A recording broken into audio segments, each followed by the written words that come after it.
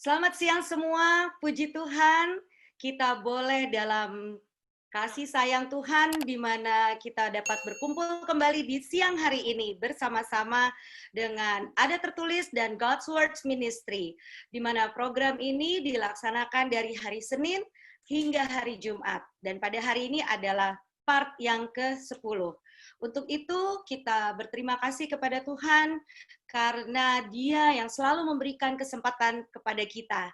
Dan biarlah kiranya kita mempersiapkan hati dan pikiran kita, dan kita terus bawa dalam doa selama pelajaran akan disampaikan. Kita terus mendoakan khususnya hati kita, agar supaya telinga kita bisa mendengar dan hati kita siap untuk disirami oleh firman Tuhan.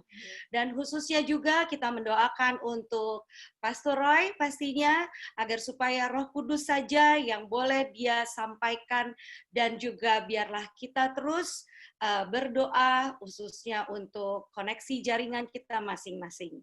Sebelum kita memulai, kita juga dapat menyampaikan bahwa apabila ada saudara-saudara yang merasa terberkati dan ingin kembali mendengarkan rekaman-rekaman yang ada dan juga ingin membagikan kepada teman-teman dan saudara-saudara, bisa langsung buka di YouTube channel Ada Tertulis dan juga God's Words Ministry. Dan di sana ada tombol subscribe, bisa diklik di sana dan bisa mendapatkan notifikasi setiap kali kami mengupload video-video. Dan juga bagi kita semua yang rindu untuk mendapatkan Bible Study lanjutan, begitu juga dengan bersama-sama berdoa dan mendapatkan pelayanan counseling, saudara-saudara dapat menghubungi di nomor yang sudah ada di screen, di WA kontak 0896 3844 11655. Untuk itu kita segera melanjuti pelajaran kita hari ini, maka akan diawali oleh doa buka yang akan dipimpin oleh saudari kita, Saudari Ade Simbolon. Baik, kita sama-sama berdoa. Maha besar Bapa di surga, Bapa yang baik, terima kasih Tuhan untuk kesempatan kami boleh kembali berkumpul. Meskipun tempat kami berjauhan, tetapi Tuhan memberikan satu teknologi bagi kami untuk kami dapat gunakan untuk dapat mempelajari firman Tuhan. Saat ini Tuhan, ambillah hati kami, gantikan dengan hati yang baru, hati yang mau menurut ketika firman Tuhan jatuh di atasnya, itu dapat bertumbuh dalam kehidupan kami. Berkati Tuhan, Pastor yang akan membawakan firman, biarlah Engkau yang menaruh perkataan-Mu di lidahnya, sehingga firman yang disampaikan berkuasa untuk mengubahkan hati kami, membantu kami mencintai Engkau lebih daripada dosa-dosa kami, Bapa. Dan memberikan kami pengalaman bertemu dengan Engkau hari ini, biarlah kehendak Tuhan menjadi bukan kehendak kami, dan Yesus kami berdoa. Amin. Amin. Terima kasih, Adek. Ya, Sama-sama. Pastor Roy, bisa kita segera mulai dengan pelajaran kita.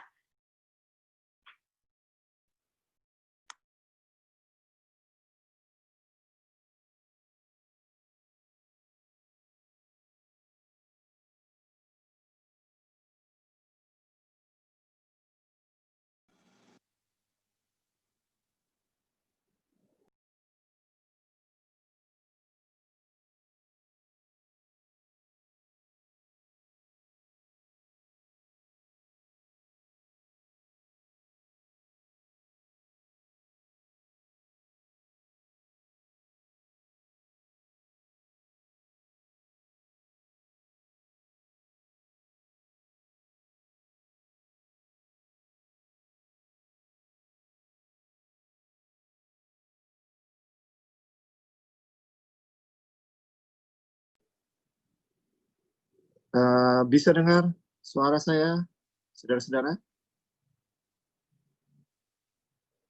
Ada masalah kah? Sudah oke, Pastor? Oh, oke. Baiklah, selamat siang, salam sejahtera, shalom untuk kita semua juga. Kita bersyukur kepada Tuhan bahwa kita masih diberikan kesempatan oleh Tuhan untuk kembali sekali lagi bertemu walaupun hanya secara online untuk melanjutkan pelajaran-pelajaran dari firman Tuhan. Hari ini sepertinya tidak ada pertanyaan yang masuk ya. Bagaimana host, ada pertanyaan? Ya, Belum, saya harus jawab. Belum. Oke. Terima kasih bagi yang sudah bertanya. Kami tetap mengharapkan kalau ada pertanyaan-pertanyaan, silakan untuk disampaikan dan kita akan berusaha jawab sebisa kemampuan kita. Ya, sekali lagi mari kita tunduk kepala dan mengundang kehadiran Roh Kudus di tengah-tengah kita saat ini sebelum kita membaca dan mempelajari sabda Tuhan yang kudus. Ya Tuhan Allah yang bertakhta di dalam kerajaan surga, kami menaikkan segala puji dan syukur kehadirat-Mu. Karena walaupun hanya secara online kami bisa bertemu, berbakti bersama-sama, mempelajari sabda Tuhan. Firman-Mu adalah pelita bagi kaki kami dan terang bagi jalan kami. Kuduskanlah kami dalam firman-Mu. Ya, firman-Mu adalah kebenaran, ya Tuhan. Itu yang Engkau sebutkan. Dan Engkau berjanji, apabila kami merenungkan Taurat-Mu siang dan malam, maka kami akan menghasilkan buah pada waktunya. Tuhan, kami rindu untuk menghasilkan buah-buah yang memuliakan Tuhan di dalam kehidupan kami. Dan kalau mempelajari firman-Mu akan membuat kami mencapai tujuan ini, tolong kami untuk suka belajar firman-Mu. Suka duduk dekat kaki-Mu dan mendengarkan suara-Mu. Tolong kami ya Tuhan, untuk mengenali suara-Mu melalui firman-Mu. Di dalam nama Tuhan Yesus kami sudah berdoa. Amin. Saudara-saudara, mari kita lanjutkan pelajaran yang sudah kita pelajari. Kemarin kita melihat satu lagi alasan, menggenapkan 6 alasan kenapa Babel itu runtuh. Ya, alasan-alasan yang lain adalah alasan-alasan yang berhubungan dengan 6 alasan ini yang akan kita pelajari sepanjang pasal ini. Tapi saya mau mengulangi. Alasan pertama, Babylon yang pertama, Menara Babel itu hancur karena satu, mereka tidak percaya firman Tuhan. Ya, firman Tuhan mengatakan penuhilah bumi. Ya, artinya mereka pergi ke seluruh dunia. Tapi mereka berkumpul di satu dataran Sinear yang rata dan mereka berencana untuk mendirikan kota yang menaranya sampai ke langit. Mengapa?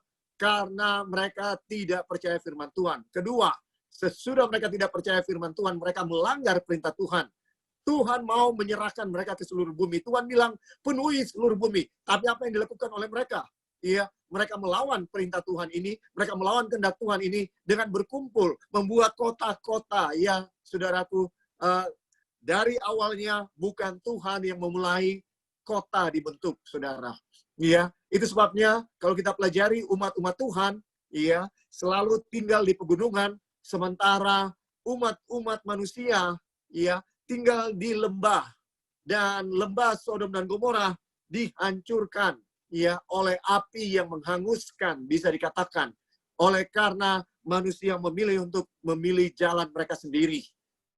Alasan berikut, ya, sesudah manusia melanggar perintah Tuhan yang menjadi simbol ciri khas dari agama Babel adalah yang ketiga, mereka ingin membangun kota ini untuk mencari nama. Kesombongan selalu menjadi dasar daripada agama Babel.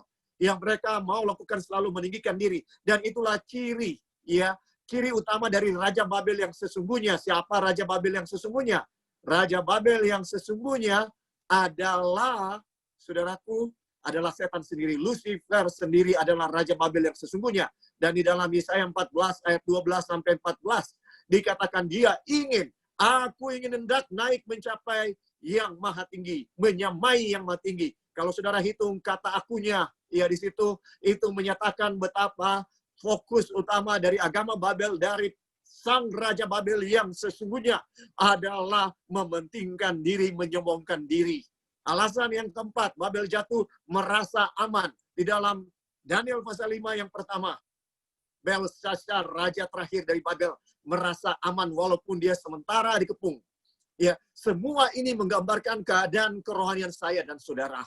Ya, saya dan saudara sering tidak percaya dengan firman Tuhan. Saya dan saudara sering melawan perintah Tuhan, hukum Tuhan. Dan kita menderita akibat-akibat dari pelanggaran kita terhadap hukum Tuhan. Namun kita tidak jerah dan kita terus melanggar perintah Tuhan. merasa aman pada akhirnya. Ya, dan kita juga dalam motif-motif beragama sering kita meninggikan diri. Saudara, ya, kesombongan rohani membuat banyak orang jadi ateis di atas dunia ini. Jadi tidak percaya kepada Tuhan Yesus. Karena saya dan saudara, ya, yang meninggikan diri, merasa bahwa Tuhan paling mengasihi kita. Betul, saudara, kalau saudara setia kepada Tuhan, Tuhan mengasihi saudara.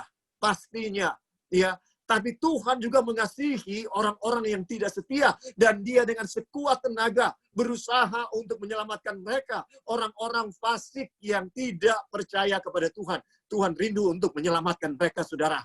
Dan jangan pikir bahwa Tuhan hanya mau menyelamatkan saya dan saudara. Maka kita harusnya bekerja sama dengan Tuhan untuk menyelamatkan jiwa-jiwa ini. Ya, karena kesombongan rohani maka ada penghakiman. Ya, menghakimi. Orang-orang Farisi memiliki kesombongan rohani, merasa diri yang paling benar, yang paling suci, karena mereka merasa mampu menuruti seluruh hukum Tuhan dengan kekuatan dari diri mereka sendiri. Saudaraku, agama Babel adalah agama yang membenarkan diri oleh karena perbuatan, bukan oleh karena kasih karunia. Kalau kita bangga dengan perbuatan-perbuatan yang baik yang kita lakukan, ya, dan kita lupa bahwa itu adalah kasih karunia dari Tuhan, kita sedang melakukan semangat daripada agama Babel untuk meninggikan diri. Kemudian alasan berikut, ya saudaraku, ya, selain merasa aman, kita sudah pelajari kemarin, alasan yang kelima adalah mencampur yang kudus dengan yang tidak kudus. Dan yang keenam, yang terakhir, saya tidak mau kepada selanjutnya, ya, karena Babel memang angka ciri khas dari Babel adalah 6. Ya, saudaraku, itu sebabnya kita tahu bahwa musuh umat Tuhan yang digambarkan, disebutkan dengan nama Babel di dalam buku Wahyu. Ya, salah satu ciri khasnya adalah bilangan dari binatang itu. Bisa dibilang di dalam Wahyu 13 ayat 18, bilangan dari binatang itu adalah 666. Dan saya sudah sebutkan kemarin, saudara, bahwa di Babel ada sistem yang masih kita rasakan sampai hari ini. Yaitu dalam satu lingkaran ada 360 derajat. Iya, saudara.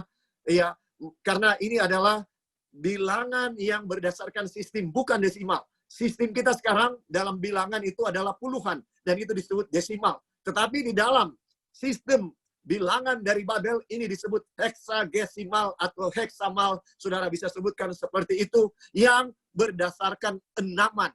Jadi 6 kali 6 adalah 360, dikali adalah 36, dikali 10, 360. Maka dalam satu lingkaran ada 360 derajat. Dan dikatakan setiap 10 derajat ada satu dewa yang mereka sembah. Mereka punya 36 dewa. Dan satu dewa punya jatah 10 derajat, saudara. Ya, ini yang bisa dikatakan bahwa mereka dipenuhi dengan dewa dan dewa dan dewa. Dan kalau saudara lihat, ya, dewa yang terbesar namanya Dewa Marduk. Dia adalah dewa matahari. Disimbolkan dengan angka 666. Karena kalau saudara hitung dan jumlahkan, saya belum jumlahkan, tapi katanya kalau dijumlahkan, saudara bisa lakukan ini 1 sampai 36. Kalau dijumlahkan, maka hasilnya adalah 666. Tolong buktikan dan kasih tahu kepada saya, apakah benar 1 sampai 36 kalau dijumlahkan kita akan dapat angka 666. Iya, saudara, ini adalah alasan yang keenam kenapa Babel itu akhirnya binasa, karena mereka menyembah dewa. Ada 6 dewa yang disebutkan. Dewa emas, dewa perak, ya, dewa apa lagi itu? Kayu, dewa batu, ya, dewa besi, ya, saudara-saudara, ya, dewa tembaga, ya, benar, ya, di dalam Daniel pasal 5. Inilah dewa-dewa yang disembah oleh bangsa Babel, ya, saudaraku. Dan sekarang kita lanjutkan di dalam Daniel pasal 5, pelajaran-pelajaran rohani yang bisa kita ambil, yang merupakan persiapan bagi kita untuk akhir zaman. Ya, Jadi agama Babel akan menguasai seluruh dunia di akhir zaman. Kalau saudara tidak bergabung dengan dia, saudara akan dibunuh. Kalau saudara tidak bergabung dengan dia, saudara tidak bisa jual dan membeli. Dengan kata lain, saudara tidak bisa makan. Apakah saya dan saudara siap untuk menghadapi keadaan itu di akhir zaman? Saya dan saudara harus belajar dari sekarang untuk tidak melakukan 6 hal yang dilakukan oleh Babel yang membuat mereka binasa dan hancur. Kalau saya dan saudara melakukan satu saja dari 6 hal ini, maka saya dan saudara akan tergabung dengan agama Babel. Dan ketika peperangan yang besar itu yang akan ada di akhir zaman, yang disebut dengan peperangan Armageddon antara umat Tuhan yang sisa dengan seluruh dunia, maka saya dan saudara tidak akan siap. Tapi kalau saya dan saudara tidak mempraktekkan aspek-aspek dari agama Babel, maka saya dan saudara akan siap menghadapi peperangan yang besar itu. Saudara, semua ini, kalau kita percaya kepada firman Tuhan, kalau kita menurut hukum Tuhan, kalau kita merendahkan hati, kalau kita tidak merasa aman, kalau kita tidak mencampur yang suci dengan yang tidak suci, kalau kita tidak menyembah berhala, menolak untuk menyembah berhala, berhala-berhala yang ada di dalam diri kita, dosa-dosa kesayangan, maka saya dan saudara akan siap untuk menghadapi peperangan Armageddon yang akan ada di akhir zaman itu. Peperangan Armageddon adalah peperangan antara umat Tuhan yang siap menghadapi musuh umat Tuhan, yaitu antikristus sendiri. Di akhir zaman, setan sedang diizinkan oleh Tuhan untuk membangun kerajaannya di atas dunia ini. Ya, sudah hampir 6.000 tahun dan puncaknya akan terjadi ketika dia akan berusaha untuk menguasai seluruh dunia. Saudara, jangan bilang bahwa ini tidak akan terjadi, karena Tuhan tidak pernah salah. Tuhan tahu akhir dari awalnya. Dia sudah beritahukan nubuatan ini kepada saya dan saudara. Ya, bisa dibilang bahkan dari dunia baru diciptakan. Saudara, dunia baru diciptakan, Tuhan sudah kasih tahu apa yang akan terjadi kepada kehidupan kita per 1000 tahun. Ya, tapi itu pelajaran yang lain, saya tidak akan bahas di sini sekarang. Ya, mari kita lanjutkan. Ya, cerita yang sangat menarik dari Belshazzar yang akan menggambarkan apa yang akan terjadi di akhir zaman. Ya, saudara, kita lihat sekarang di dalam ayat yang ke-5. Ya, firman Tuhan berkata, sesudah dia memuji-muji dewa emas dari emas dan perak, tembaga, besi, kayu dan batu. Ya, ayat 5 katakan, pada waktu itu juga tampaklah jari-jari tangan manusia menulis pada kapur dinding istana raja di depan kaki Dian. Dan raja melihat punggung tangan yang sedang menulis itu. Lalu raja menjadi pucat dan pikiran-pikirannya menggelisahkan dia. Sendi-sendi pangkal pahanya menjadi lemas dan lututnya berantukan. Saudara, walaupun dia sedang mabuk, ketika dia lihat punggung tangan menulis di dinding dan tentunya cahayanya bersinar, highlight, ya, betul-betul terang benderang. Ya, mengapa? Karena Tuhan sedang mau mencari attention, get the attention, ya, daripada Raja Belshazzar dan semua yang hadir di dalam pesta yang dilakukan pada saat itu. Ya, tentunya sinar akan memenuhi seluruh ruangan dari tulisan yang ada di dinding. Saudara bayangkan, ya, metode yang Tuhan gunakan di sini saat ini. Tuhan tahu bahwa Belshazzar dan 1000 orang pembesarnya yang sedang berpesta, mereka ini adalah orang-orang yang superstitious, ya, yang percaya dengan hal-hal gaib.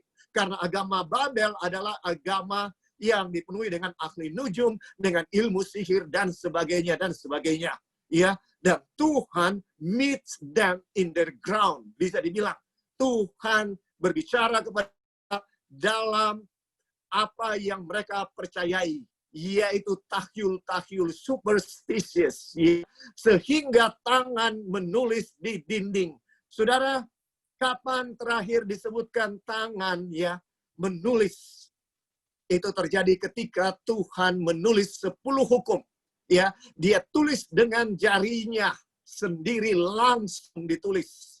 Dan bagi orang Mesir, ya, ketika Tuhan memberikan tulah kepada mereka, mereka sebut ini adalah jari Allah. Tapi bahasa Indonesia sebutkan tangan Tuhan. Tapi sebenarnya dalam bahasa aslinya inilah jari. Ya, dengan kata lain di dalam Alkitab, jari itu melambangkan penghakiman, penghukuman, dan jari melambangkan hukum Tuhan yang tidak dituruti sehingga Tuhan harus mengadakan penghakiman, penghukuman. Saudara ingat ketika seorang wanita yang berdosa sedang in action, ya, melakukan kegiatan menjual dirinya dan dia ditangkap oleh orang-orang Farisi, ahli Taurat yang berusaha untuk menjebak Yesus. Mereka bawa dia kepada Yesus dan mereka berkata, apa yang harus kita lakukan kepada perempuan ini? Menurut hukum Musa, dia harus dilempari dengan batu. Mereka berusaha menjebak dia, tapi Yesus tahu bahwa mereka berusaha untuk menjebak dia. Yesus tidak berkata apa-apa, tapi dengan jarinya dia menulis. Saudara, satu-satu orang ketika mereka melihat apa yang ditulis oleh Yesus, mereka meninggalkan tempat itu dengan teratur. Mengapa? Karena Tuhan Yesus menuliskan sesuatu yang menakutkan bagi mereka, yaitu penghakiman kepada mereka. Saudara, jari Tuhan di dalam Alkitab menggambarkan penghakiman, penghukuman dari Tuhan. Ya, sehingga ini datang. Ya, saudara bisa bayangkan orang yang percaya takyul melihat tangan menulis di dinding, ya, tentunya reaksi yang wajar kita baca di sini kita dapatkan. Dia sangat ketakutan. Raja menjadi pucat pasi. Ya, pikiran-pikirannya menggelisahkan dia walaupun dia sedang minum anggur, dia langsung sadar, saudara. Ya, coba kita bayangkan dengan imajinasi kita. Ya, tiba-tiba mereka sedang asik-asik melakukan pesta pora. Dan di zaman seperti itu, saudara, ketika pesta dilakukan para pembesar, maka hal yang sangat wajar terjadi adalah seks massal dilakukan. Untuk menyenangkan diri, makan-makan, memuaskan selera, memuaskan seks, dan melakukan segala sesuatu yang tidak berkenan kepada Tuhan.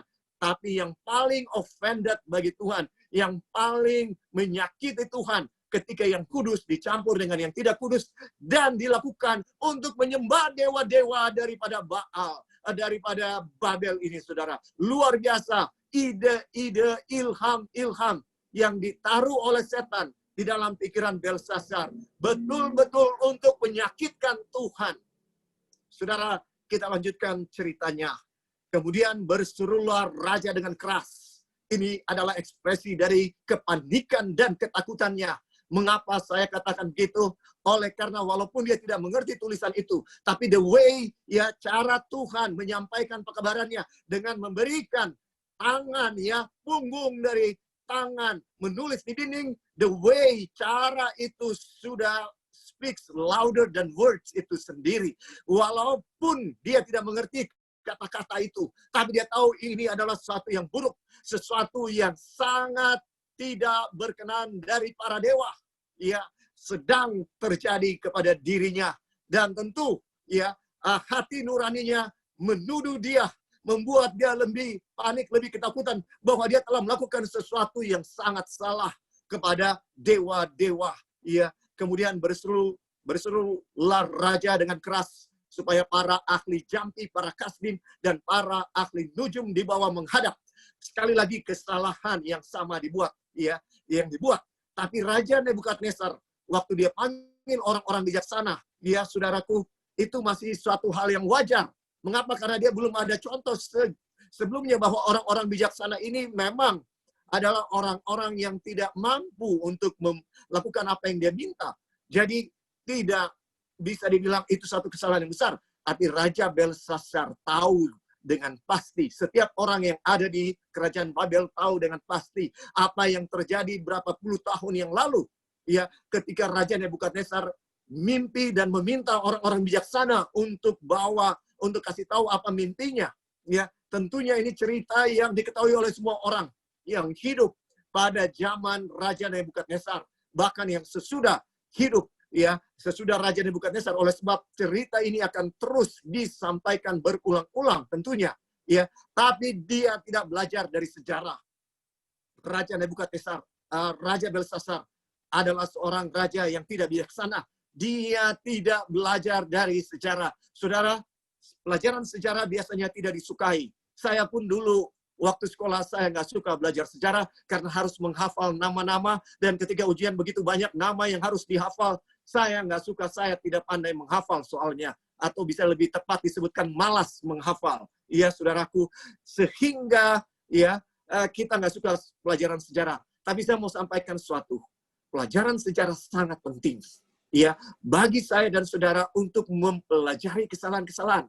Ya, Alkitab bisa dibilang adalah sejarah yang ditulis untuk menjadi pelajaran bagi saya dan saudara. Mari kita pergi kepada 1 Korintus 10.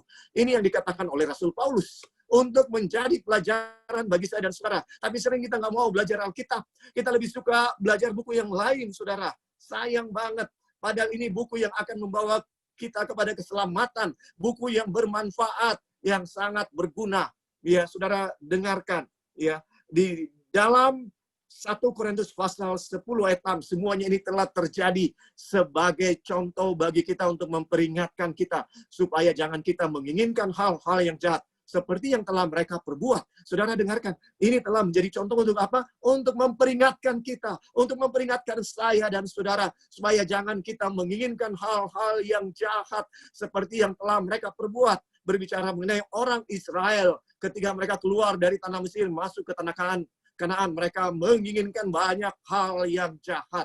Saudara, selanjutnya ya kita lihat bahwa saya dan saudara ya jangan lakukan kesalahan yang dibuat oleh Belsasar. Dia tidak suka belajar sejarah, dia tidak tahu apa yang terjadi di dalam cerita Daniel 2 beberapa puluh tahun yang lalu.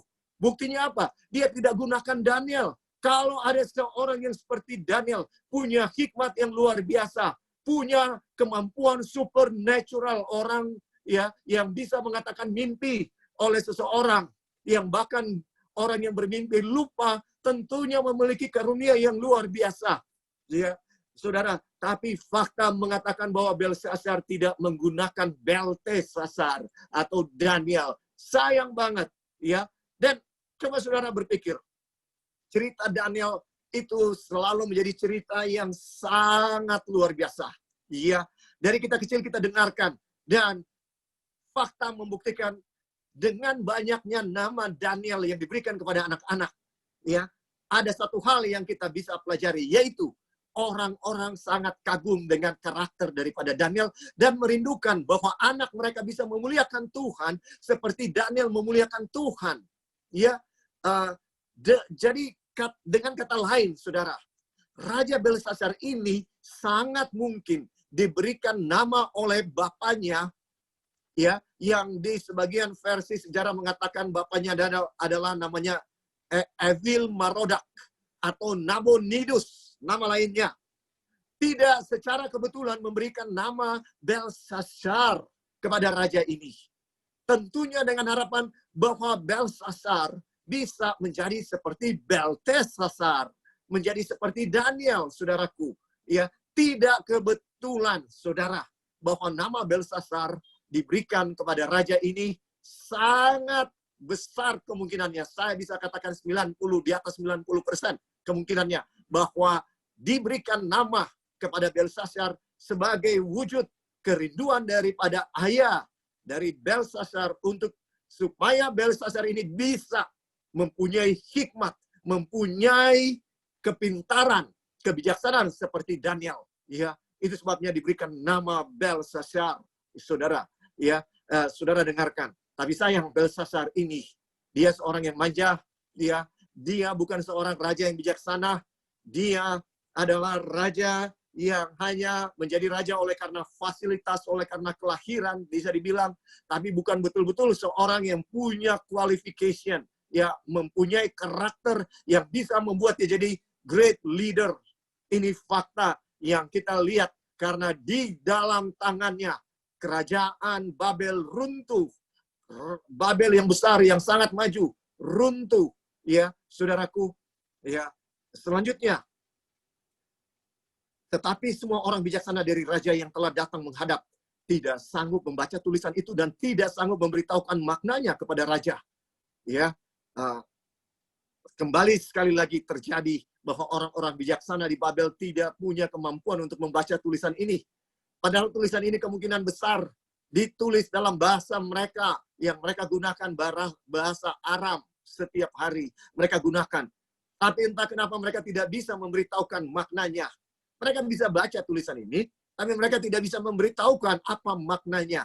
Sesudah itu sangatlah cemas hati Raja Belsasar, dan ia menjadi pucat. Juga para pembesarnya terperanjat. Karena perkataan raja dan para pembesarnya itu, masuklah permaisuri ke dalam ruang perjamuan. Disebutkan permaisuri, tapi kalau kita teliti, baca dengan seksama, kita akan dapati bahwa ini bukan permaisuri, artinya istri langsung dari Raja Belsasar, tapi lebih kepada ini adalah istri atau ibunya, ya, dari Raja Belsasar.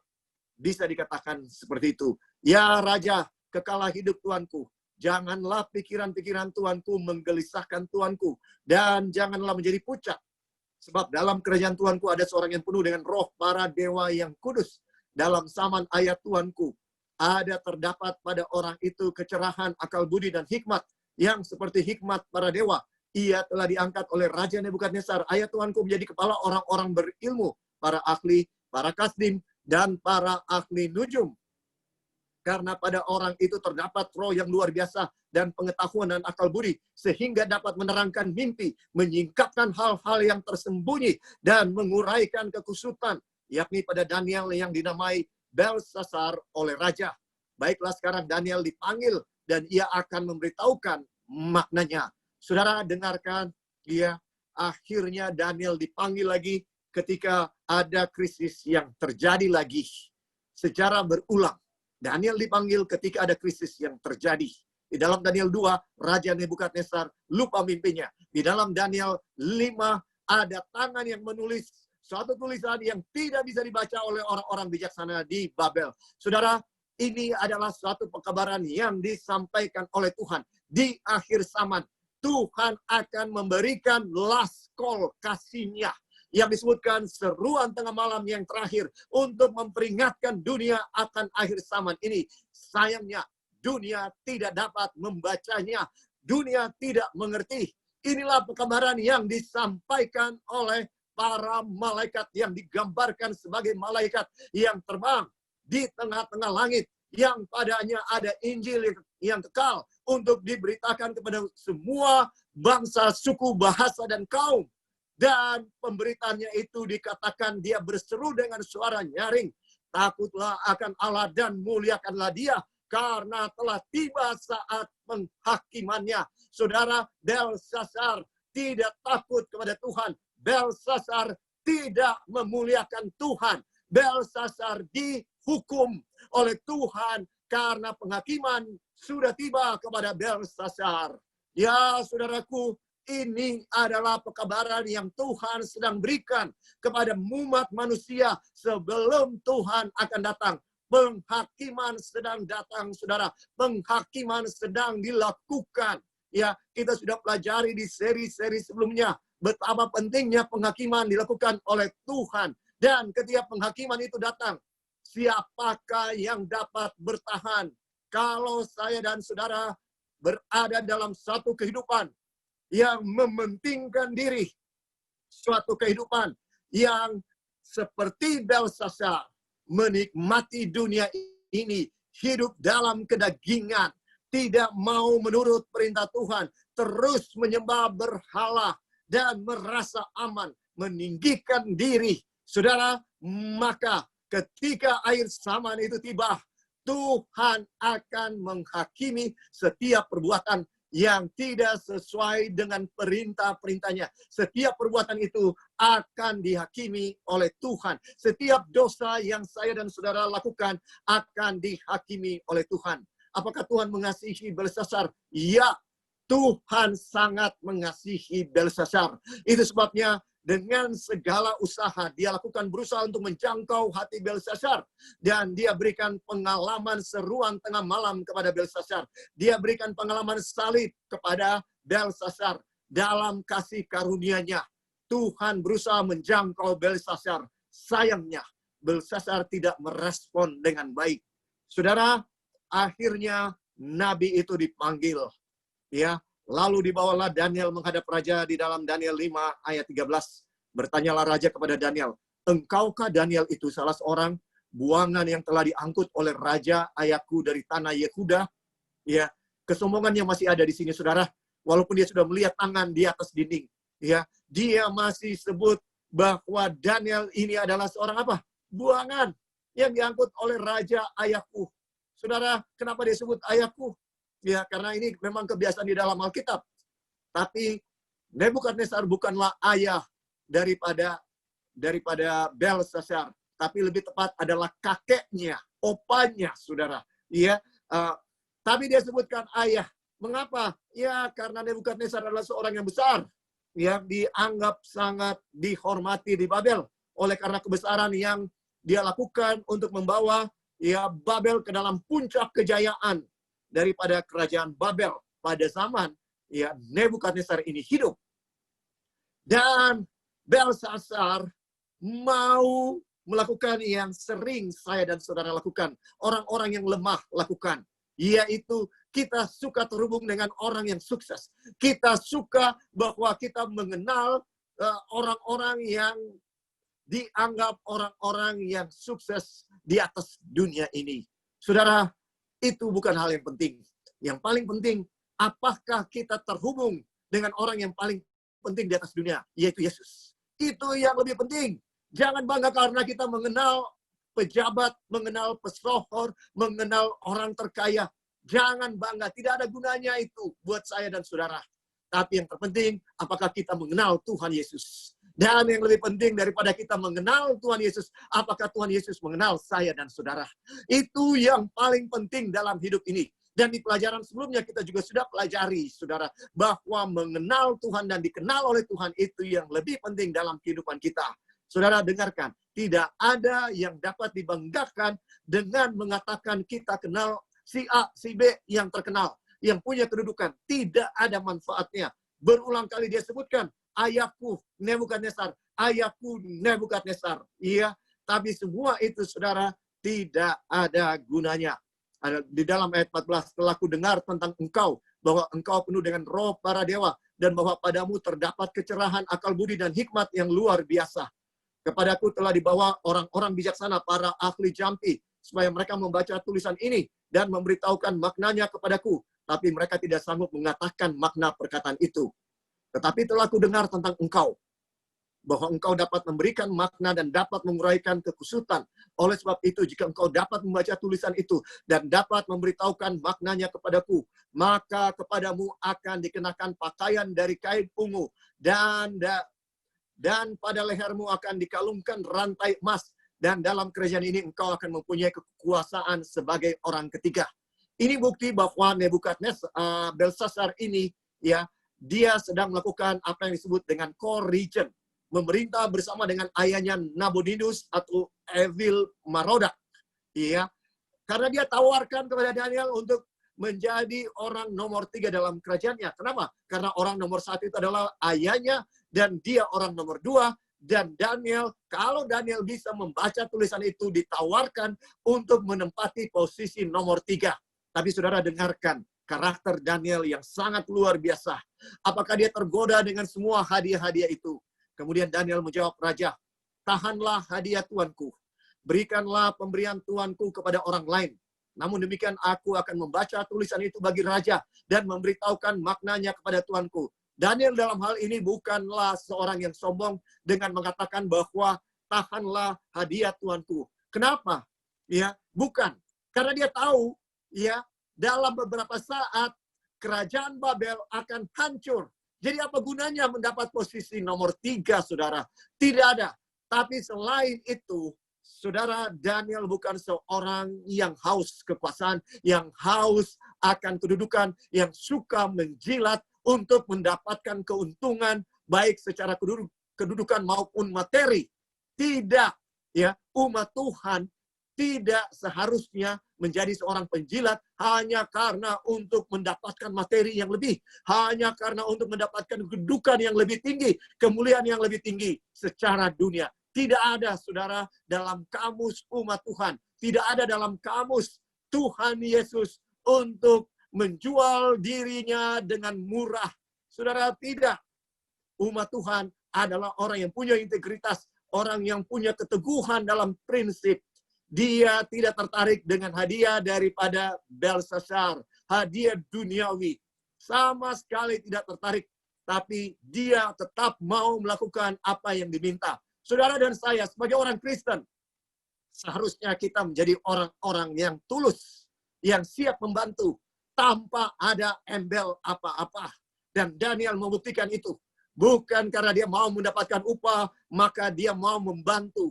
Tidak, saudara. Orang Kristen seharusnya mau membantu, walaupun tidak diupah. Walaupun tidak mendapatkan upah apa-apa di atas dunia ini. Kalau saya dan saudara dipanggil oleh Tuhan untuk menjadi berkat bagi siapapun yang membutuhkan pertolongan di sekitar kita, maka seharusnya kita lakukan. Saudara lihat bagaimana Daniel seorang yang tulus dalam memberikan bantuan. Tidak ada sedikit pun mengambil kesempatan. Dia bukan seorang yang oportunis seperti yang dilakukan oleh banyak orang saat ini. Mengambil keuntungan dari penderitaan orang lain di tengah-tengah COVID-19 ini. Saudara, dijauhkan saya dan saudara dari karakter seperti itu. Ya Tuanku Raja, Allah yang Maha Tinggi, telah memberikan kekuasaan sebagai Raja kebesaran, kemuliaan, dan keluhuran kepada Nebukadnezar, ayat Tuanku. Saudara, dengarkan. Daniel sebutkan bahwa Allah yang Maha Tinggi telah memberikan kekuasaan sebagai Raja kebesaran, kemuliaan, dan keluhuran kepada Nebukadnezar. Artinya, semua raja yang ada di atas dunia ini, semua bisa jadi raja. Semua presiden, semua kepala negara yang ada di atas dunia ini, semua bisa ada di situ oleh karena Tuhan izinkan. Tidak seorang pun yang seharusnya meninggikan diri. Kalau saudara bisa menjadi CEO dari suatu perusahaan yang besar, kalau saudara bisa menjadi pimpinan di kantor saudara, menjadi pimpinan di masyarakat, menjadi pimpinan di dalam gereja, semua itu karena Tuhan yang menaruh saudara di sana. Jangan pernah banggakan bahwa itu karena kemampuan saya, oleh karena kehebatan saya. Jangan pernah, saudara. Semua itu adalah kasih karunia Tuhan. Apa yang perlu kita banggakan? Tidak ada. Semua adalah pemberian dari Tuhan. Harta yang saudara miliki, kemampuan intelek saudara, apapun yang saya dan saudara miliki, semua berasal dari Tuhan. Maka seharusnya tidak ada yang patut kita banggakan, kita tinggikan diri kita. Saudara, ya, karena semua pada dasarnya adalah pemberian dari Tuhan. Ya Tuanku, ya, disebutkan di dalam ayat 19, dan oleh karena kebesaran yang telah diberikannya kepadanya itu, maka takut dan gentarlah terhadap dia orang-orang dari segala bangsa, suku bangsa dan bahasa. Dibunuhnya siapa yang dikendakinya, dan dibiarkan hidup siapa yang dikendakinya. Ditinggikannya siapa yang dikendakinya, dan direndahkannya siapa yang dikendakinya.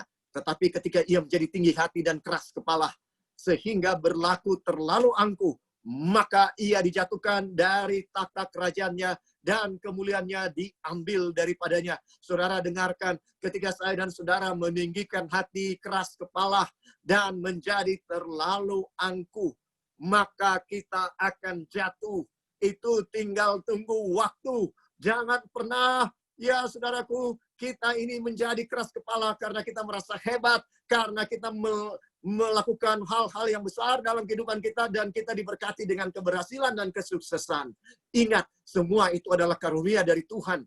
Seharusnya setiap kali ada berkat dari Tuhan, keberhasilan, kenaikan pangkat, apapun itu dalam kehidupan saya dan saudara, seharusnya kita bersyukur kepada Tuhan dan meminta kerendahan hati. Saudara, karena kedagingan terlalu kuat, minta kerendahan hati supaya kita sadar sesadar-sadarnya dan tidak sedikit pun take credit. Saudara, tidak sedikit pun mengambil kredit bahwa itu adalah karena usaha kita, oleh karena kepintaran kita. Jangan pernah lakukan hal itu, saudara. Ya, tetapi ketika ia menjadi tinggi hati dan keras kepala sehingga berlaku terlalu angkuh, maka ia dijatuhkan dari takhta kerajaan dan kemuliaannya diambil daripadanya. Ia dihalau dari antara manusia dan hatinya menjadi sama seperti hati binatang, dan tempat tinggalnya ada di antara keledai hutan. Kepadanya diberikan makanan rumput seperti kepada lembu, dan tubuhnya basah oleh embun dari langit, sampai ia mengakui bahwa Allah yang Maha Tinggi berkuasa atas kerajaan manusia dan mengangkat siapa yang dikehendakinya untuk kedudukan itu. Saudara dengarkan, ya, ini cerita di dalam Daniel pasal 4 yang akan kita bahas lebih detail nanti. Tapi Raja Nebukadnezar, ketika dia meninggikan diri, Tuhan rendahkan, ya, dan membuat dia makan rumput. Dia mengalami suatu penyakit kejiwaan, saudara. Ketika saya dan saudara meninggikan diri, kita memang sedang tidak normal. Ya, kita sedang mengalami sakit jiwa. Mengapa? Karena semua yang kita miliki ini berasal dari Tuhan. Semua yang kita miliki bukan kita dapatkan, tapi kita diberikan, saudara, lebih tepatnya. Bukan karena usaha kita, tapi semua adalah kasih karunia dari Tuhan. Jadi sangat tidak masuk akal. Adalah sakit jiwa. Kalau kita take credit oleh karena keberhasilan yang diberikan, ya, keberhasilan yang kita dapat di atas dunia ini, karena sebenarnya semuanya itu adalah karunia daripada Tuhan saja.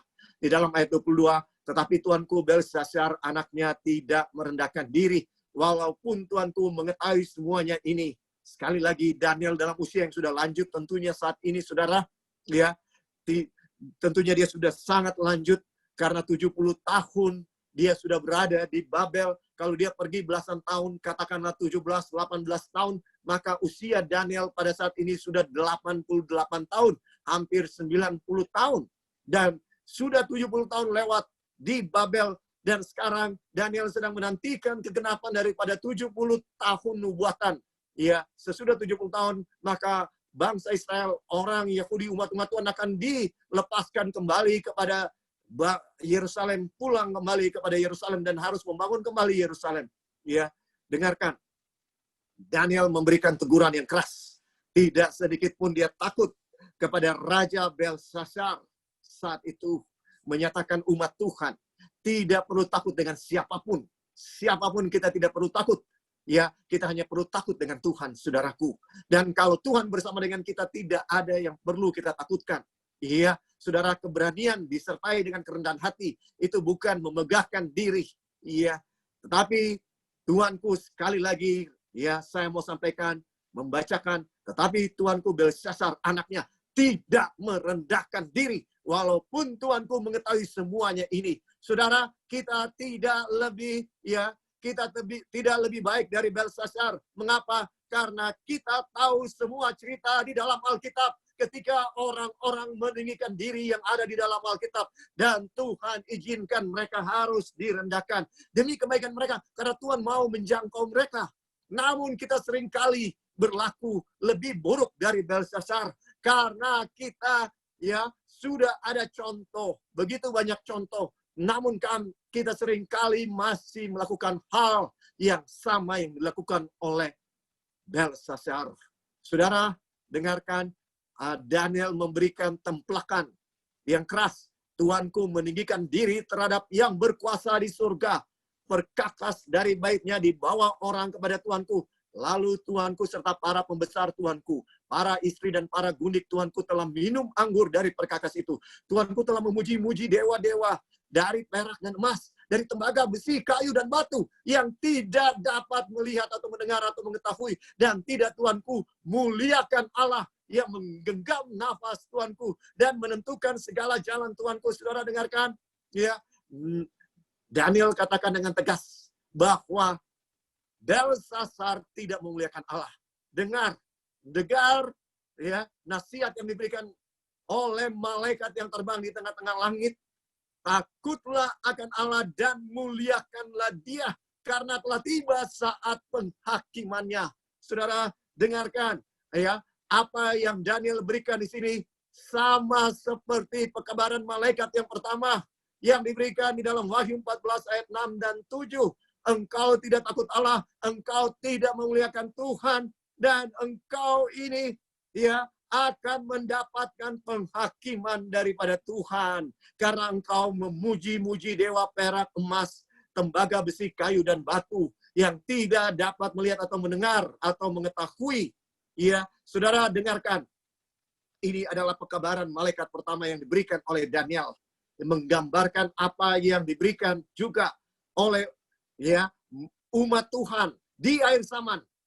yang digambarkan seperti malaikat yang sedang terbang.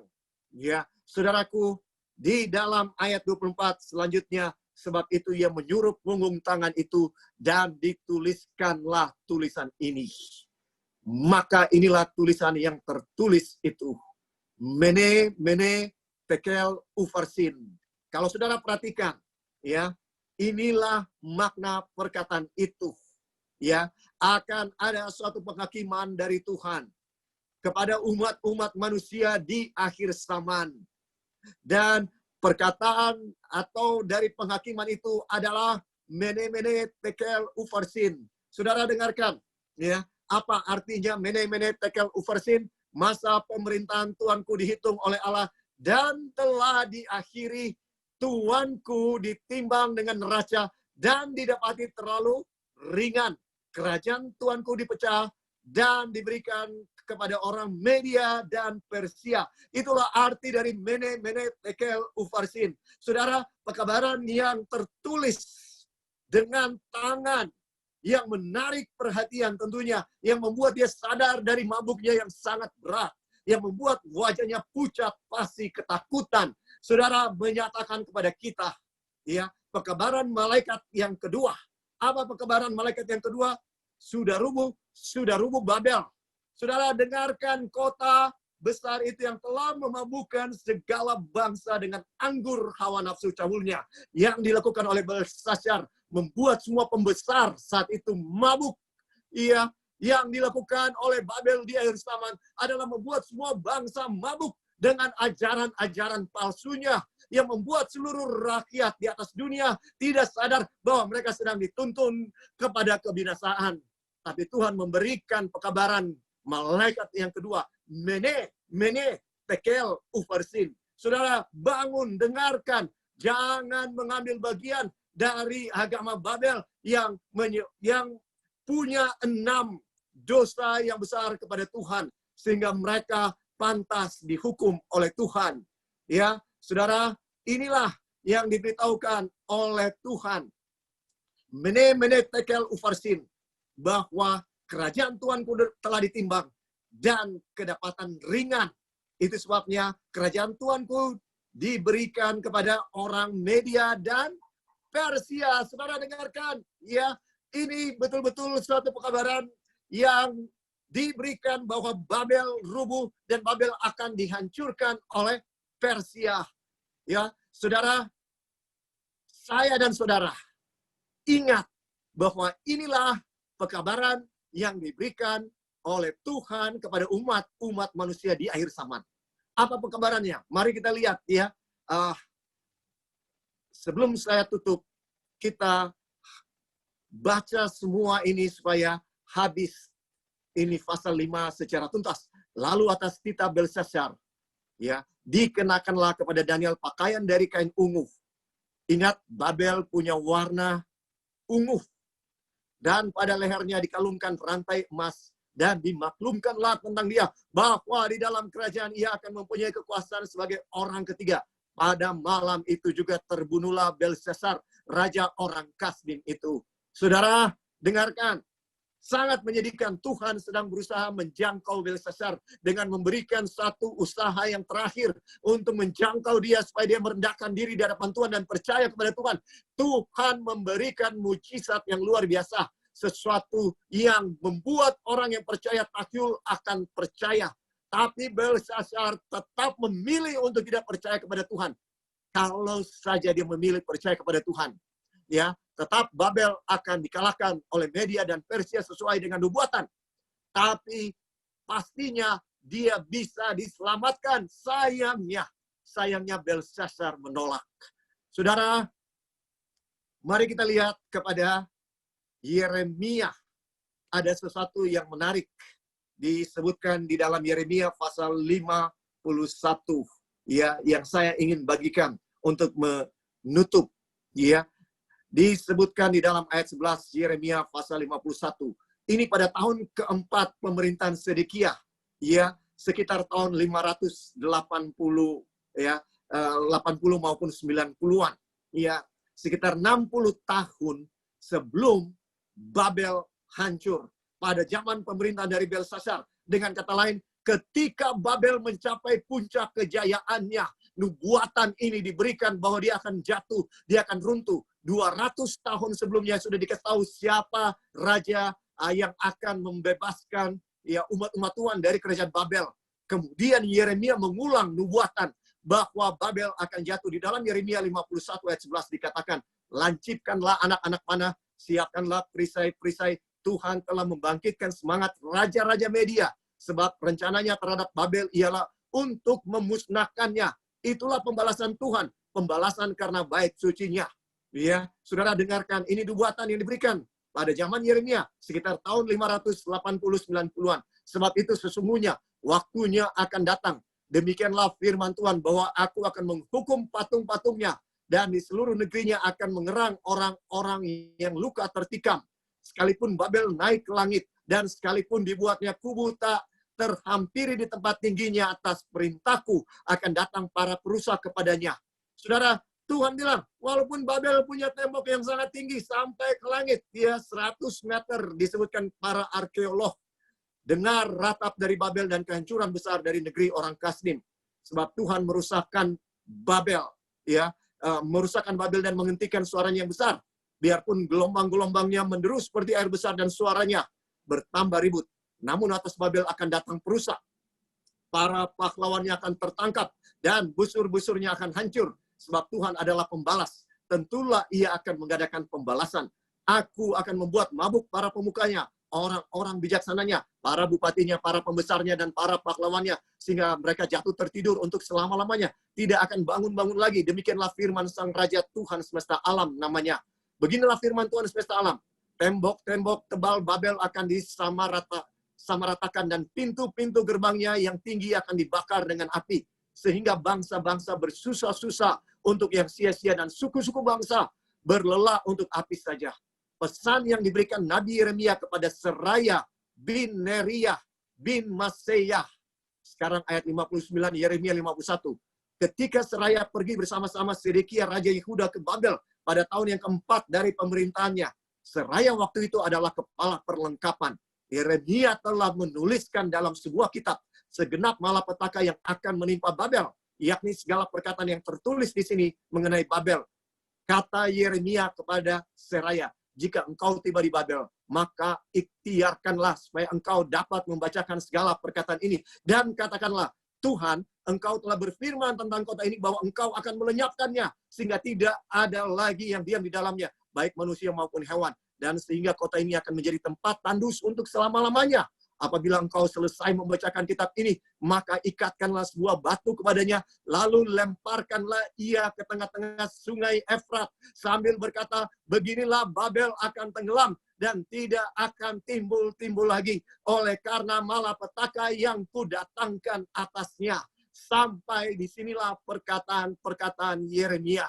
Saudara, dengarkan apa yang dibuat oleh Nabi Yeremia untuk menyatakan bahwa Babel akan runtuh. Dia suruh asistennya, pengurus istana, untuk membawa satu tulisan yang dituliskan oleh Yeremia tentang kejatuhan daripada Babel dan dilemparkan ke sungai Efrat. Saudara, ini adalah lambang dari kedatangan Yesus. Bagaimana Yesus, saudaraku, harus mati, masuk ke dalam sungai, bisa dibilang mati. Ketika dia datang di atas dunia ini, dia mati untuk melepaskan saya dan saudara dari penawanan Babel. Ya, ini yang terjadi, bahwa Yesus harus datang dan mati, dan nubuatan harus digenapi. Saudara, kematian Yesus adalah kegenapan nubuatan. Mengatakan kepada saudara, apapun yang dinubuatkan di dalam firman Tuhan akan tercapai. Dan itu sudah berulang-ulang dibuktikan. Ya, saudara, Yeremia mengatakan, Yesaya mengatakan bagaimana Babel akan dihancurkan, yaitu melalui sungai Efrat.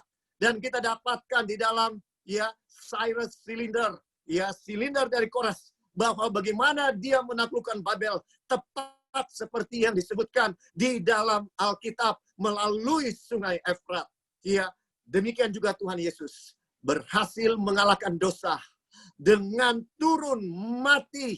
Digambarkan, baptisan itu melambangkan kematian Yesus. Dimasukkan ke dalam air melambangkan kita harus mati. Saudara, agar kita bisa menang dari agama Babel. Supaya kita tidak melakukan apa yang dilakukan oleh Belshazzar. Kita harus mati. Mati dari tidak percaya kepada firman Tuhan. Mati dari tidak menurut firman Tuhan. Mati dari meninggikan diri. Mati dari merasa aman. Mati dari mencampur yang suci dengan yang tidak suci. Mati dari menyembah berhala yang ada di dalam hidup kita. Dosa-dosa kesayangan. Kita tidak akan mampu melakukannya tanpa kuasa daripada Tuhan. Saudara, yang perlu kita lakukan, kita harus mati. Dan untuk mati, artinya kita harus duduk dekat kaki Yesus. Harus datang, berdoa, berserah sepenuhnya ke dalam tangan Tuhan. Tidak ada jalan lain, saudara, supaya saya dan saudara tidak menjadi Belshazzar. Belshazzar yang hidup oleh keinginan daging. Tapi supaya saya, saudara, menjadi Belshazzar yang hidup oleh roh. Saudara, di sini ada dua Belshazzar. Satu Belshazzar yang penuh dengan roh hikmat dari Tuhan. Yang disebutkan roh para dewa. Satu Belshazzar yang hidup oleh daging dan tetap tidak bertobat walaupun dia sudah mendapatkan kasih karunia yang luar biasa. Saudara, pengalaman iman yang diberikan oleh Tuhan kepada Belshazzar seharusnya menyelamatkan dia. Tuhan telah melakukan apa saja untuk menyelamatkan dia, termasuk tangan yang ada di dinding. Saudara, inilah cara Tuhan untuk menjangkau Belshazzar. Dia ketakutan namun tidak bertobat. Saudara, orang-orang di Babel, di akhir zaman, akan mendapatkan kasih karunia dari Tuhan. Apa kasih karunianya? Di dalam Wahyu pasal 16, firman Tuhan berkata ayat 9, dan manusia dihanguskan oleh panas api yang dahsyat, dan mereka menghujat nama Allah yang berkuasa atas malapetaka itu, dan mereka tidak bertobat untuk memuliakan Dia. Saudara, di akhir zaman akan ada 7 kutuk. 7 malapetaka yang Tuhan akan berikan untuk menghukum Babel, agama dan agen-agen setan, yaitu antikristus. Tuhan akan hukum mereka, membalas perbuatan mereka kepada hamba-hamba Tuhan yang setia. Inilah peperangan yang disebut dengan peperangan Armageddon antara Tuhan dengan setan, antara umat-umat Tuhan yang setia, ya, dengan agen-agen setan. Saudara, dengarkan, mereka akan dihanguskan oleh 7 kutuk, oleh 7 tulah, dan manusia dihanguskan oleh panas api yang dahsyat, dan mereka menghujat nama Allah yang berkuasa atas malapetaka itu, dan mereka tidak bertobat untuk memuliakan Dia. Dan malaikat yang kelima menumpahkan cawannya ke atas takhta binatang itu, dan kerajaannya menjadi gelap. Dan mereka menggigit lidah mereka karena kesakitan. Ayat 11, dan mereka menghujat Allah yang di surga karena kesakitan dan karena bisul mereka. Tetapi mereka tidak bertobat dari perbuatan-perbuatan mereka. Saudara, sangat menyedihkan. Tuhan berusaha untuk menjangkau Belshazzar. Tuhan berusaha untuk menjangkau Firaun. Tuhan berusaha menjangkau orang-orang yang menerima tanda, ya, binatang di tangan kanan maupun di dahi mereka, sehingga mereka dapat membeli dan menjual, dan mereka tidak dibunuh oleh antikristus. Tetapi mereka tidak bertobat ketika Tuhan memberikan kasih karunia-Nya yang terakhir, usahanya yang terakhir untuk menjangkau mereka, seruan tengah malam, panggilan yang terakhir untuk mereka untuk bertobat. Mereka tidak tetap mau menerima. Tetap mereka tidak mau menerima panggilan Tuhan. Mereka tetap tidak mau bertobat. Saudaraku, kenapa mereka bisa melakukan itu? Oleh karena mereka telah menolak panggilan-panggilan Tuhan sebelumnya. Karena mereka telah menolak panggilan-panggilan Tuhan sebelumnya. Dosa melawan Roh Kudus adalah dosa yang menolak panggilan-panggilan dalam hati kita. Ketika kita diingatkan oleh Roh Kudus, namun kita menolak. Ketika kita terus melakukan itu, saudara, kita tidak akan ada kemampuan lagi untuk bertobat. Saya mau memberikan panggilan kepada saya dan saudara pada siang hari ini. Adakah panggilan Roh Kudus kepada kita selama ini? 1 minggu terakhir, 1 bulan terakhir, 1 tahun terakhir. Namun kita terus menolak karena kedagingan kita terlalu kuat. Karena kita tidak percaya kepada Tuhan. Karena kita tidak mau berserah kepada Tuhan. Karena kita tidak mau keluar dari zona nyaman kita. Karena kita punya patung-patung yang sementara kita sembah. Patung-patung yang tidak terlihat. Tapi itu adalah ilah-ilah kesayangan kita. Saudaraku, dengarkan suara Tuhan saat ini. Jangan mengeraskan hati. Kalau saudara merasa tidak mampu, bawa kepada Tuhan dan katakan, Tuhan, saya tidak mampu, untuk serahkan. Serahkan dosa-dosa kesayangan ini, berhala-berhala ini. Dan memang kita tidak mampu. Siapa yang mampu, saudara, mengalahkan kedagingan dengan kekuatan sendiri? Tidak ada yang mampu. Hanya kasih karunia Tuhan yang memampukan saya dan saudara. Tuhan Yesus sudah mati supaya kita bisa memiliki kehidupan yang penuh dengan damai, sejahtera, dan kebahagiaan. Bahkan di atas dunia ini, bukan hanya nanti di kerajaan surga, saudara. Kenapa kita tidak ambil kehidupan yang sangat berharga ini? Mari kita tunduk kepala dan kita berdoa. Tuhan, sekali lagi kami mempelajari bahwa keselamatan kami hanya bisa terjadi dengan kasih karunia Tuhan. Bapa, biarlah pelajaran dari kehidupan 2 Belsasar. Yang satu hidup oleh daging, yang satu hidup oleh roh. Dan kami tahu hasil akhir dari kehidupan mereka masing-masing. Tuhan juga telah menyatakan kepada kami apa yang akan terjadi di akhir zaman dan apa hasil pilihan kami masing-masing. Dan siapa yang akan menjadi pemenang di akhir zaman dalam pertentangan yang besar antara engkau dengan setan, antara yang baik dengan yang jahat. Dan Tuhan, kenapa kami harus bergabung dengan tim yang sudah pasti kalah? Kenapa kami tidak mau bergabung dengan engkau, tim yang pasti menang? Tolong kami Tuhan, kasihani kami Tuhan, jangan biarkan kami mau bergabung dengan tim yang pasti akan kalah. Tolong kasihani kami, biarlah kasih karunia Tuhan menyertai kita semua. Di dalam nama Tuhan Yesus. Amin. Tuhan memberkati saudara-saudara. Sampai bertemu lagi. Tuhan memberkati saudara. Amin. Puji Tuhan. Terima kasih Pendeta Roy Pitoy. Untuk itu pastinya kita bisa angkat tangan kita bagi yang merasa terberkati. Puji Tuhan, dan kami juga mau menyampaikan bahwa ayat-ayat di dalam setiap Bible study kita akan di-upload di YouTube di bagian deskripsi dan juga di Facebook. Untuk itu, kembali lagi bagi kita semua yang merasa terberkati, boleh dibuka channel Ada Tertulis dan God's Words Ministry, dan di sana ada bell, bisa diklik untuk subscribe. Dan pastinya setiap ada notifikasi atas uploadan video, maka notifikasi itu akan dapat kita lihat. Kita bisa bertemu lagi besok. Bagi yang di sini terlihat mengangkat tangan, raise hand, bisa menghubungi kami di nomor WA chat kami di 0896 384 11655. Terima kasih, Tuhan Yesus memberkati. Amen.